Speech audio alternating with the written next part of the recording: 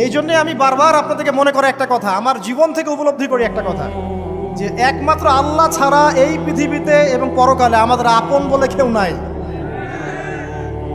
বাকি সবাই সবার স্বার্থের জন্য আছে। মানুষ মানুষের অবস্থানকেই মূল্যায়ন করে, মানুষ মানুষের অবস্থানকেই মূল্যায়ন করে। আল্লাহ রাব্বুল আলামিন আপনার ভিতরটাকে ভালোবাসেন। দেখেন, আপনি যখন নামাজ পড়েন নাই, আল্লাহ পাক কিন্তু আপনাকে ধ্বংস করে দেন নাই। আল্লাহ পরম করুণাময় আপনাকে হেদায়েত দিয়ে নামাজি বানিয়ে দিয়েছেন। জীবনে অনেক পাপ করেছেন, ইনস্ট্যান্ট আল্লাহ পাক শাস্তি দিতে পারতেন, আল্লাহ পাক দেন নাই। আল্লাহ আপনাকে ভালোবাসেন, আল্লাহ আমাকে ভালোবাসেন। আল্লাহ পাকের এই ভালোবাসার ঋণটা শোধ করার জন্য হলেও নামাজি হয়ে যান, আল্লাহর পথে ফিরে আসেন, দিনের জন্য কিছু করেন, দিনের ফিকির করেন, পড়াশোনা করেন। প্রিয় ভাইরা, আল্লাহ পাক তৌফিক দান করুন। দেখুন, এই রিবা থেকে দূরে থাকার জন্য একটা হাদিস যথেষ্ট, যে 4 শ্রেণীর মানুষকে আল্লাহ রাসূল সাল্লাল্লাহু আলাইহি ওয়াসাল্লাম